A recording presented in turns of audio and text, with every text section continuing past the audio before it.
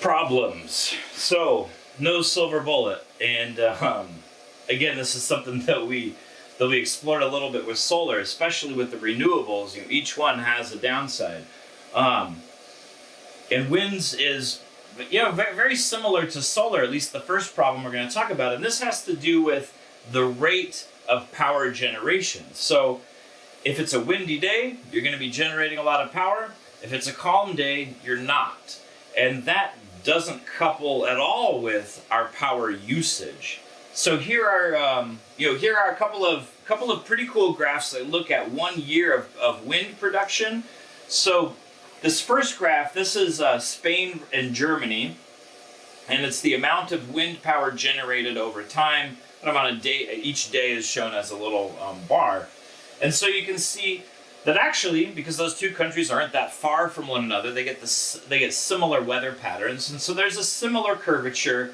But the takeaway from this is that there's a lot of spikes, and overall, it's definitely not a flat line, which would be perfect case, right? You know exactly how much power you have, and that's matched with how much power you're using. So, thinking about how much power we're using.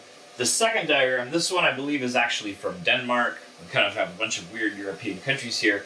And this highlights the problem much more effectively. So shown in blue, that's the load. That's the draw of power that the Danes are using. And remember, we actually met this concept with solar, the fact that we have a little spike in the morning and kind of a lull in the afternoon, and then a big spike in the evening, and then a significant lull at night, and then repeat. And that's going to be higher in the winter. It's actually going to be both higher in the winter and summer, and reduced in the fall and spring, right? So in the winter, we're doing a lot of heating. In the summer, we're doing a lot of air conditioning. And in the spring and fall, we're opening our windows and enjoying that April fresh breeze.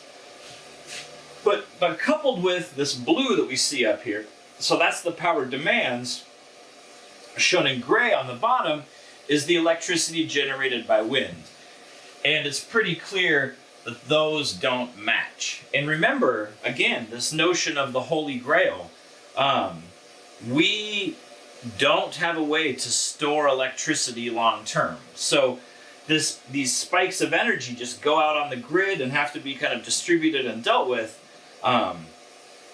We don't have a giant battery that we can just charge up. Although there are some kind of interesting solutions involving artificial reservoirs and compressed air and some things that you've read about recently. So the overall biggest problem with wind is reliability, right? So it spikes when it spikes, it lulls when it lulls, and that has nothing to do with our behavior.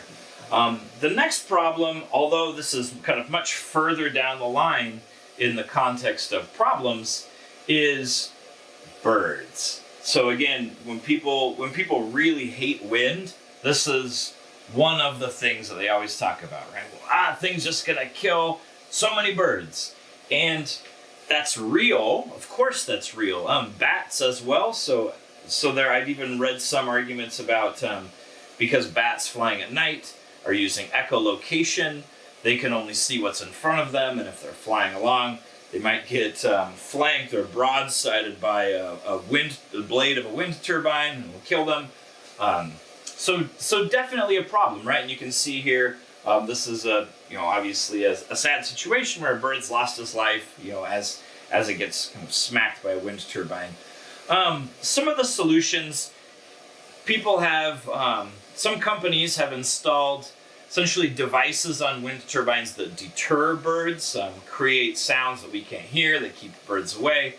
So there is, some movement towards figuring out how to keep birds away from these things. But again, it is a problem, and it is something that needs to be addressed. The next problem that we're going to talk about is, frankly, it's been in the news for the last maybe the last month, hilariously for a lot of people. And this has to do with noise generated by a wind turbine. And so again, wind turbines aren't silent, right? They do create noise. There is that impact on the environment. Well, you can see this is, again, some great propaganda Obviously, these people hate wind. And we've got, what's going on here? So we've got a 1.5 megawatt wind turbine. It's actually a really small one, at least kind of as we've seen. And it's the sleep destroyer, right? So it's going to keep all these people up all night. Interestingly enough, I'm not sure that I completely agree that a person being kept up is going to be the first one on the block who's taking Xanax to deal with anxiety, but that's what they're going with here. We've got a bird up there who got hit. Again, that's a real problem, right?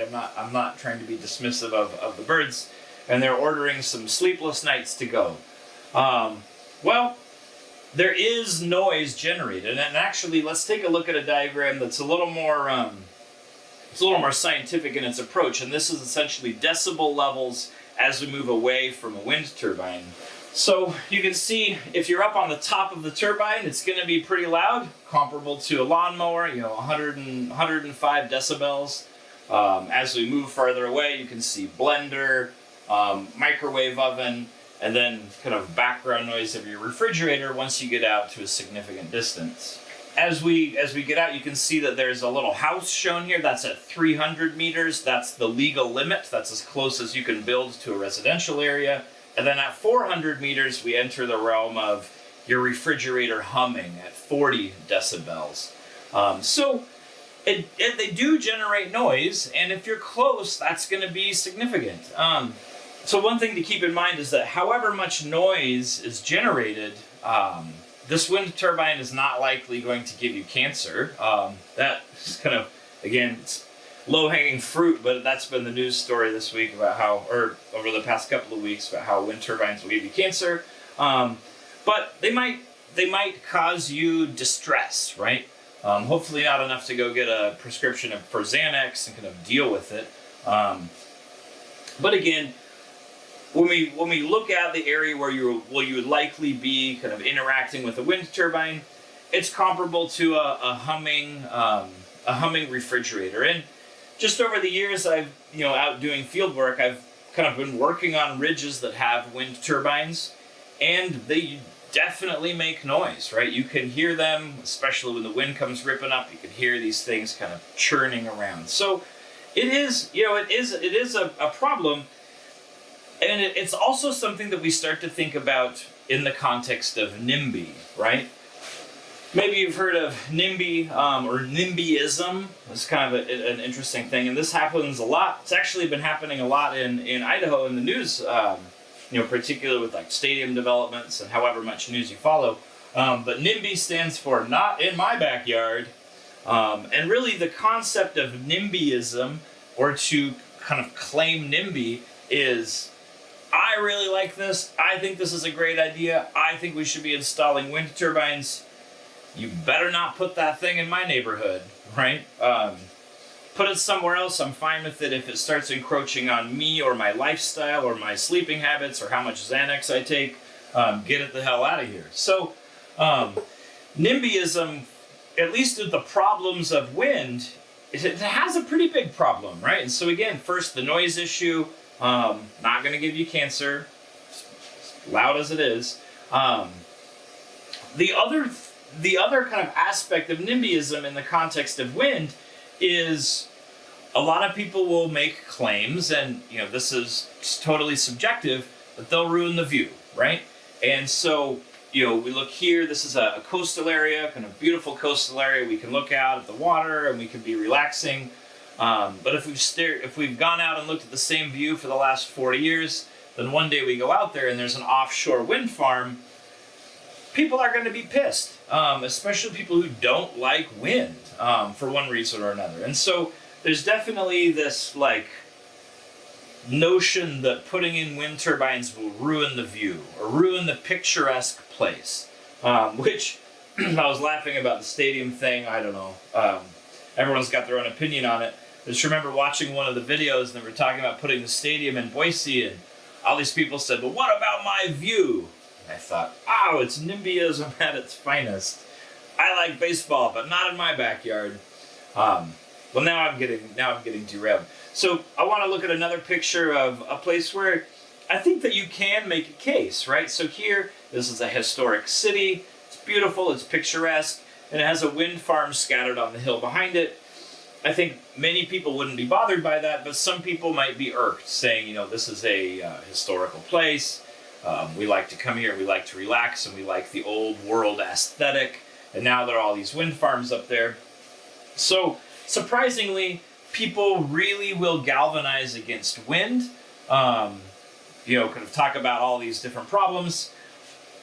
But again, one of the things that at least I'm hoping to highlight is it's important to understand the problems and be able to weigh those with the benefits, right? So wind is fairly cheap.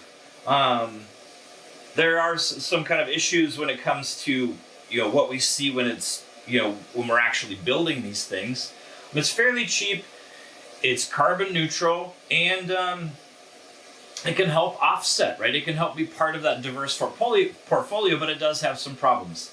The other problem is, cost. So to put in a wind turbine, well, you have to build a wind turbine, which involves mostly steel as a resource.